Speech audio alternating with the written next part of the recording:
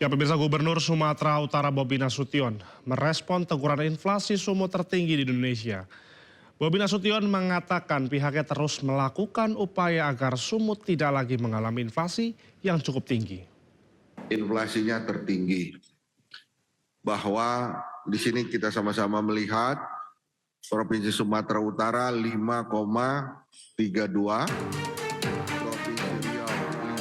Gubernur Sumatera Utara Bobi Nasution kena tegur Kementerian Dalam Negeri.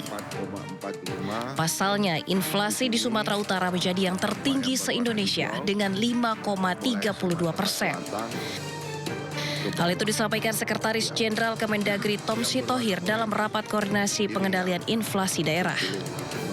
Teman-teman kepala daerah dan pemerintah daerah harus bekerja keras nih, daerah yang merah-merah ini.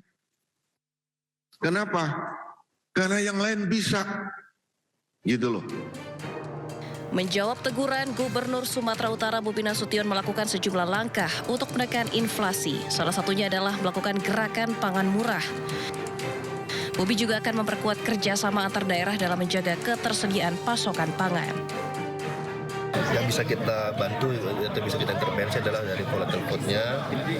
Per hari ini kita sudah ada operasi pasar, Pak ya, dan hari ini kita kirim barang juga. Salah satunya yang paling tinggi volatile food-nya adalah cabai merah. Kita ini beli dari luar daerah, dari luar Sumatera Utara. Hari ini sudah dikirim. Kita lagi mau coba cari terus. Kita intervensi dengan akhir tahun ini. Kepala daerah dengan inflasi tertinggi dituntut bekerja lebih keras karena tingginya inflasi akan sangat berdampak bagi masyarakat. Selain Provinsi Sumatera Utara yang mengalami inflasi tertinggi di Indonesia, medio September 2025 adalah Riau dan Aceh. Dari Medan, Sumatera Utara, Aminur Rashid, iNews melaporkan. Sementara itu, Menteri Keuangan Purbaya Yudi Sadewa kembali bicarakan soal transfer ke daerah atau TKD yang dipotong.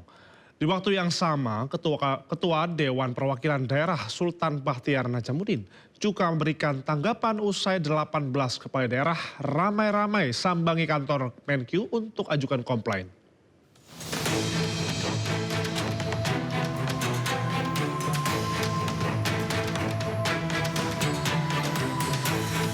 Rencana Menteri Keuangan Purbaya Yudi Sadewa memotong transferan ke daerah menuai protes. Para gubernur tegas menolak rencana pemerintah pusat yang akan melakukan pemotongan anggaran dengan mendatangi kantor Kementerian Keuangan di Jakarta. Meski begitu, Menteri Keuangan masih santai menanggapi perihal transfer ke daerah atau TKD yang diprotes.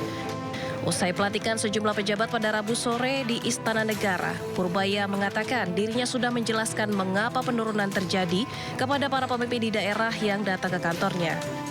Ia juga menyebut jika ekonomi membaik, tentu penambahan secara otomatis akan dilakukan pada pertengahan tahun depan. Dia semuanya kan kalau dipotong anggarannya pasti protes. Saya bilang ya pertengahan tahun depan mungkin ada ruang untuk mengindik ke atas, mengupgrade kalau ekonomi sudah mulai bagus dan pajak kita membaik ya. Kalau ekonomi bagus kan otomatis pajak juga naik kan. Nanti kita lihat, saya pesan sama mereka, ya Anda pastikan aja penyerapan anggarannya bagus, tepat waktu dan nggak ada yang bocor. Kalau itu yang terjadi, maka tahun depan kita bisa propose ke atas dan ke DPR untuk menambah. Sementara Ketua Dewan Perwakilan Daerah Sultan Bahtiar Najamuddin mengatakan legislatif telah berkomunikasi dengan Menkyu dan menekankan untuk perbaikan berkala soal transfer ke daerah serta melakukan penambahan anggaran. Prinsipnya nanti secara berkala itu akan ditinjau ulang. Nah, kami kurang lebih sebulan lebih yang lalu dalam pertimbangan DPD terkait dengan era APBN memang kita sudah meng-underline bahwa memang sebaiknya TKD itu ditambah karena aspirasi para kepala daerah begitu banyak. Tapi juga catatan kita juga bahwa kepala daerah agar betul-betul produktif, efektif dan selektif sehingga juga dana TKD yang diluncurkan ke daerah itu betul-betul punya multiplier efek. Sebelumnya di depan belasan gubernur yang mendatangi kantornya, Menteri Keuangan Purbaya Yudi Sadewa telah mengatakan alasan pemotongan disebabkan APBN 2026 lebih rendah 29% dari sebelumnya di angka 919 triliun menjadi 650 triliun rupiah. Dari Jakarta, Camar Haenda Novandwi, iNews melaporkan. Sebulan menjabat Menteri Keuangan RI, Purbaya Yudi Sadewa penuh gebrakan. Menjabat sebagai bendahara negara, Purbaya sempat bergurau. Tugas yang diembannya lebih santai saat memimpin LPS.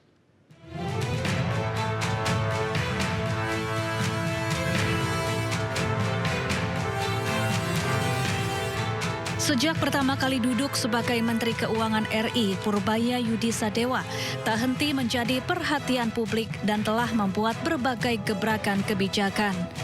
Salah satu gebrakan paling fenomenal adalah mengucurkan dana 200 triliun rupiah ke 5 bank yang tergabung dalam himpunan bank milik negara.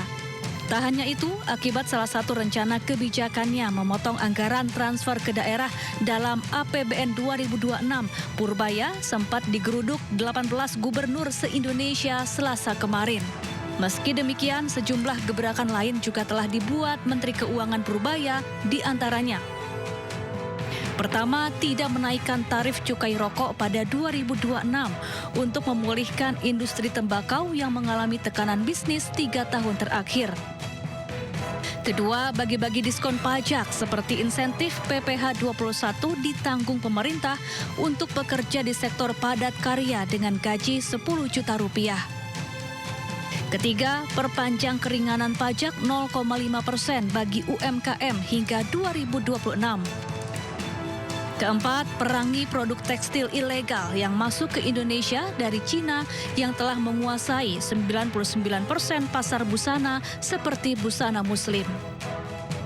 Kelima, kejar 200 penunggak pajak besar dengan total tagihan yang sudah ingkrah 50 hingga 60 triliun rupiah. Keenam, membuat kawasan khusus industri hasil tembakau untuk produsen rokok ilegal supaya mudah melegalkan usahanya. Sebulan menjadi Menteri Keuangan, Purbaya mengaku tidak bisa lagi bersantai karena jadwal kerja sebagai bendahara negara sangatlah padat. Ia pun sempat bergurau, tugasnya lebih santai saat memimpin lembaga penjamin simpanan pada 2020 hingga 7 September 2025. Perjalanan itu nggak kerasa, soalnya tuh jalan terus nggak berhenti-berhenti, capek juga ya. Kalau dibandingkan di LPS, enakan di LPS lebih santai. 8 Oktober 2025, genap sebulan, Purbaya Yudi Sadewa menjabat sebagai Menteri Keuangan RI menggantikan Sri Mulyani. Ia resmi dilantik Presiden Prabowo sebagai Menteri Keuangan sejak 8 September 2025 lalu. Tim Liputan iNews melaporkan.